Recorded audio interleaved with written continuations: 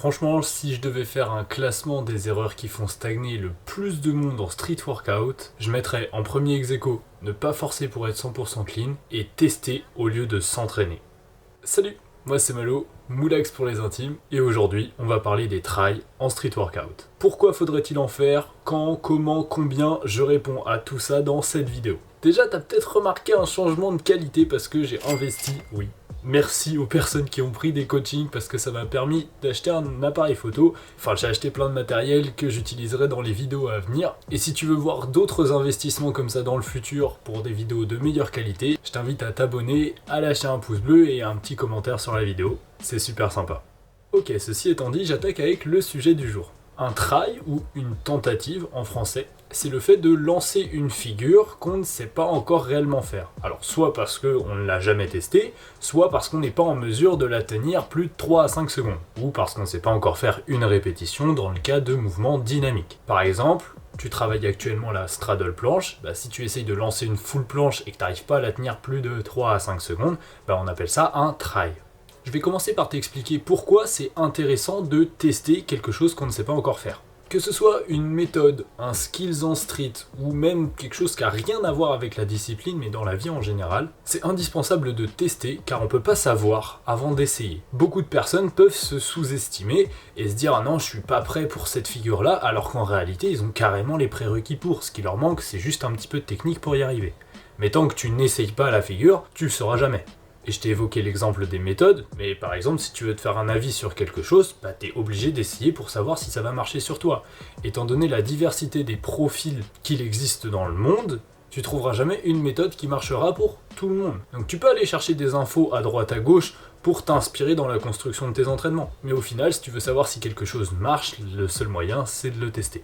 Si tu te reconnais dans ce que j'ai dit précédemment, c'est-à-dire j'attends éternellement le bon moment d'être bien sûr, d'être prêt pour pouvoir amorcer la figure, dans ces cas-là pour toi ça va être intéressant de faire des tries. Comme c'est quelque chose d'intense, je te rappelle que l'intensité se rapporte à la durée pendant laquelle tu peux tenir un mouvement donné. Si tu peux tenir une full planche que 3 secondes au max, c'est un mouvement très intense. Si tu peux faire des pompes pendant plus de 2 minutes, c'est un mouvement peu intense. Comme c'est un mouvement intense, je te conseille de le faire plutôt tôt dans la séance. Ce que j'appelle tôt, ça peut être soit avant d'attaquer ton travail nerveux, soit dans ce dernier. Faire un try au tout début, ça peut faire office de potentiation. Je vais essayer une fois la figure que je veux, ou la progression que je veux, puis j'attaquerai mes combinaisons avec la progression que je sais actuellement faire, que je tiens plus de 5 secondes. La potentiation, j'en parle dans mon livre La Bible du statique. Tu peux toujours le télécharger en description si tu veux. Il est 100% gratuit. C'est plus de 120 pages de connaissances sur le street. Alors fonce lire ça. Donc le principe de potentiation, c'est exactement comme si tu voyais une bouteille sur la table. Tu penses qu'elle est pleine, donc tu pars avec l'intention de la soulever comme si elle était pleine, mais en fait elle est vide.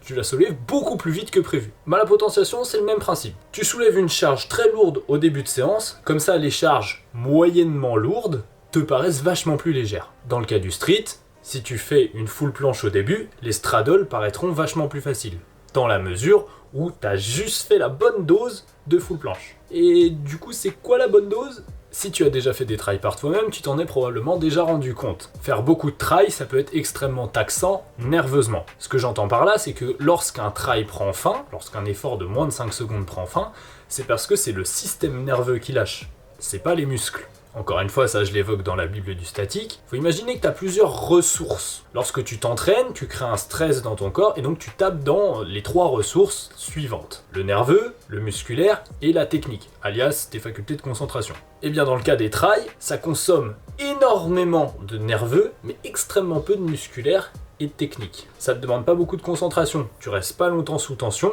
Par contre, la tension, elle est énorme. Ça te demande d'envoyer plein de jus. Ainsi, 1 à 3 tries grand max, c'est ce que je recommande pour la majorité des pratiquants. Et encore, il y a des séances où il faudrait même ne pas en faire du tout. Ça dépend de comment on se sent. Dans le try en question, il faudrait si possible s'arrêter juste avant l'échec. Alors bien évidemment, comme c'est un effort très intense, le niveau d'effort il sera élevé. Dès que tu montes sur la barre, t'as l'impression de forcer. Et c'est pas qu'une impression d'ailleurs. Ton niveau d'effort, c'est un peu comme s'il commençait d'emblée à 7-8, et qui montait rapidement à 10 sur 10. Et bien toi, si le mouvement en question, si tu sais le tenir 3 secondes, dans ta potentiation, dans ton try, tu vas juste le tenir 2 secondes. Tu t'arrêtes juste avant que tu sentes que ça commence à vraiment forcer et, par exemple dans le cas de la planche, que tu te pètes la gueule vers l'avant. Tu te gardes un pouillème de marge.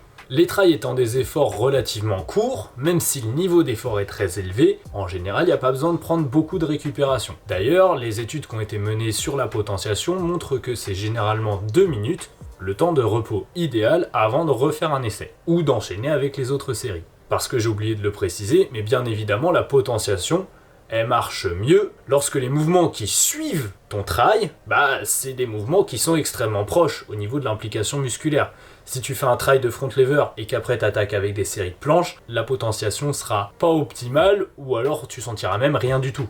D'ailleurs précédemment je t'ai parlé de faire des trails une fois que le travail nerveux a été amorcé. Je rappelle, travail nerveux, travail où tu accumules du volume, ton but c'est de forcer. Tu peux faire un trail une fois le travail nerveux déjà amorcé, mais dans ces cas-là, incorpore-le au début de ta combinaison, si tu travailles en combinaison. Je reprends l'exemple où tu travailles sur ta planche. Au lieu de faire ta série avec tes straddle press et straddle push-up par exemple, tu vas commencer par essayer de lever une planche, et même si tu rates, c'est pas grave, tu continues ta combinaison.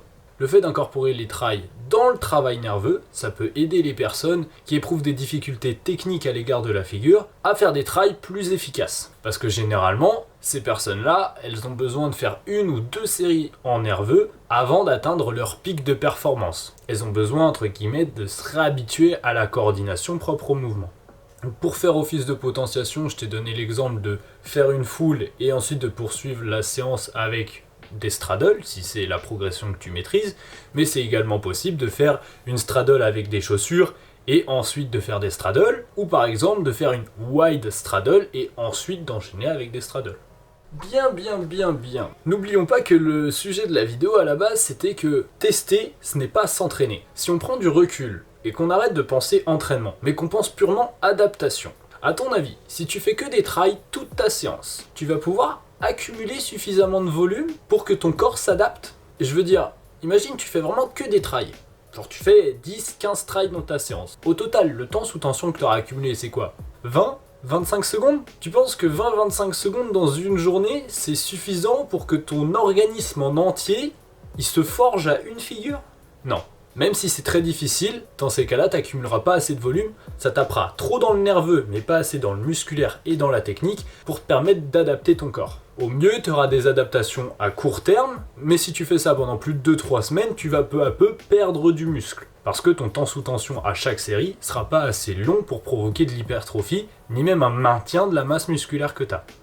Tu connais le principe de surcharge progressive. Eh bien, au poids du corps, en street workout, on fonctionne de la manière suivante. On accumule beaucoup de volume à une intensité donnée, donc on travaille notre endurance, et une fois qu'on a construit des fondations solides, comme une pyramide, là on peut intensifier notre travail. Et en street, intensifier, c'est travailler sur sa technique. Parce que faire un mouvement propre, c'est plus difficile que faire un mouvement approximatif.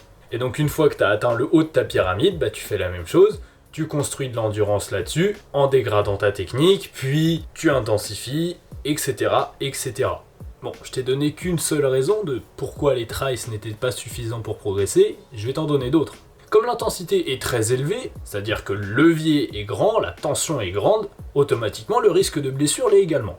Et souvent, quand on se met à faire beaucoup de trails, c'est qu'on commence à frôler du bout des doigts la figure qui nous intéressait. Je compte même pas le nombre de personnes, et ça a été mon cas aussi, qui, dès qu'ils ont débloqué leurs 2-3 premières secondes de full planche ou de front lever, ils faisaient juste que ça, genre plaque tout l'entraînement pour faire que des trails, ce qui est complètement débile. On abandonne l'entraînement qui jusqu'ici nous faisait progresser pour quelque chose de complètement aléatoire, de beaucoup trop intense pour l'organisme, parce que les muscles sont pas encore taillés pour ça, et de pas assez volumineux pour permettre justement l'adaptation des muscles. Donc c'est complètement absurde.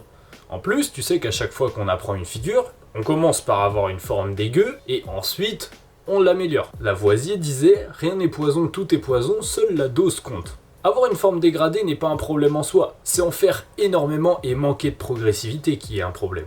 Comme je te l'ai dit, si la durée de tes séries c'est en moyenne 3 secondes, ce sera pas suffisant pour améliorer ta masse musculaire, mais ce sera pas non plus suffisant pour améliorer tes tendons et tes articulations. Ce qui signifie qu'au bout de 2-3 semaines, déjà tu te seras peut-être rincé nerveusement et tu stagneras au mieux, au pire tu te seras déjà blessé. Ensuite, j'ai une troisième raison qui justifie le fait de pas faire trop de trail. Je t'en ai parlé dans ma vidéo sur l'échec musculaire, d'ailleurs je t'incite à aller la voir, en plus j'ai un nouveau Minia Maker, il est top du top, c'est Baptiste, je vous mets son Insta dans la description. Ouais, tu croyais pas que j'avais fait ça moi-même quand même. Moi je suis à peu près bien expliqué, mais Photoshop c'est pas mon fort, tu vois. Enfin je pense que tu l'avais déjà vu du coup.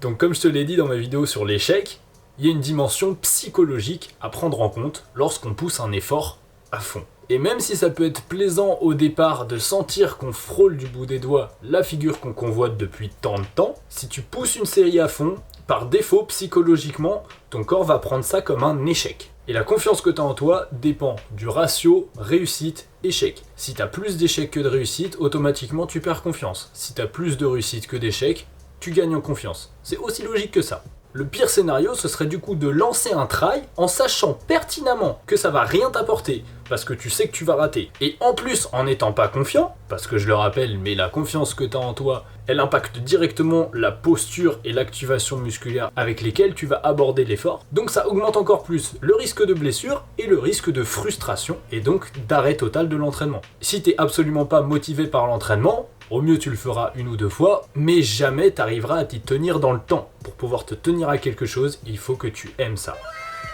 Tu aimes le contenu que je te propose gratuitement? Alors imagine un petit peu la richesse de ce que je partage en contenu payant. Ce qui compte le plus pour moi dans mes coachings, c'est que tu en ressortes en ayant compris la logique de l'entraînement, que tu puisses t'entraîner seul. On s'appelle 1 heure au début pour discuter de ta situation, tes objectifs, et que je détermine ton profil. J'ai tablé un programme 100% personnalisé selon tout ce que tu m'as dit avant. Je te donne des retours à chacun de tes entraînements et je modifie ton programme à volonté pendant 1 mois. Bien évidemment, tu peux me poser aussi toutes les questions que tu veux qui sont en rapport avec l'entraînement. Ça peut être sur l'alimentation, la récupération, les douches froides, etc.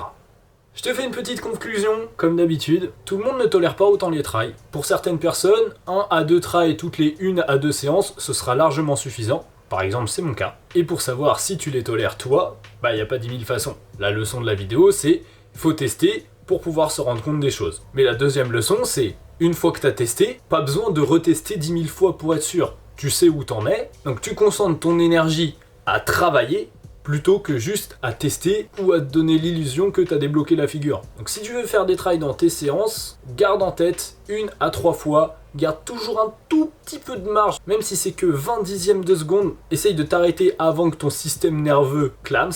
Et repense à ce que je t'ai dit avec l'exemple de la pyramide, tu dois construire une base d'endurance solide et ensuite tu intensifies, tu peaufines. C'était tout pour aujourd'hui, j'espère que cette vidéo t'a plu. Donne-moi ton avis sur la vidéo dans les commentaires, je te souhaite un bon entraînement, une bonne récup. À la prochaine, c'était Moulax!